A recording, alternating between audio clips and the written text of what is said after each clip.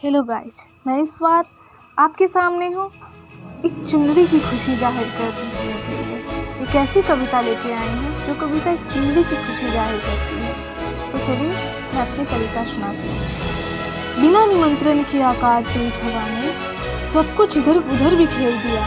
बिना निमंत्रण के आकार तेज हवा ने सब कुछ इधर उधर बिखेर दिया। आंखें खुले रहने की नाकाम कोशिश करती और धूल मिट्टी ने उड़ना शुरू कर दिया। इस बिन बुलाए मेहमान से सभी परेशान थे। इसके आने से दरवाजा खिड़की भी बेलगाम थे। इस बिन बुलाए मेहमान से सभी परेशान थे। इसके आने से दरवाजे खिड़की भी बेलगाम थे। जोर जोर से बजकर अपनी नाराजगी दिखा रहे थे। उस तेज आंधी को वो भी मुँह चिढ़ा रहे थे। दूर एक तिरछी निगाह दौड़ाई तो नजर पड़ी इस चुनरी इस तेज हवा में बदहवास लहरा रही थी। बेपरवाह से अपनी पूरी मस्ती में वो झूमे जा रहे थे। उसके इस रूप को देख आसमान भी बूंदे बरसा रही थी। मैं सोचने लगी कहीं इसी के निमंत्रण पर तो ये हवा नहीं आई। मुमकिन है उसकी तरफ ही इसे इस और खींच लाई। इस चुनरी की भी अपनी कोई कहानी होगी। इस चुनरी की भी अपनी कोई कहानी होगी।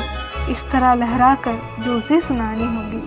इस तरह लहरा कर जो उसे सुनानी होगी। ये भी हो सकता है कि एक जगह पड़ी पड़ी थक गई होगी। ये भी हो सकता है कि एक जगह पड़ी पड़ी थक गई होगी।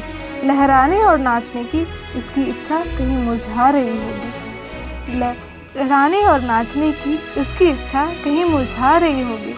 बिन हवा के वो कैसे नृत्य करते, बिन हवा के वो कैसे हलचल करते। हवा की दिशा में वो बस उड़ना चाहती थी। हवा की दिशा में वो बस उड़ना चाहती थी। उसके दिए आदेश पर वो बहना चाहती थी। हवा के प्रति ये था उसका पूर्ण समर्पण। इसका एक पल को जीना था उसका कनकन। इसका एक पल को जीना था उसका कनकन। उसकी खुशी का कोई ठिकाना ही ना था। उसकी खुशी का कोई ठिकाना ही ना था। आसपास की तबाही से उसे कुछ लेना देना ही नहीं था।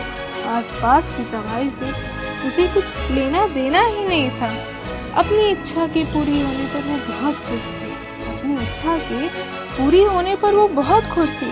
कुदरत की मेहरबानी से वो बहुत तृप्त थी। कुदरत की मेहरबानी से वो बहुत तृप्त थी। धन्यवाद।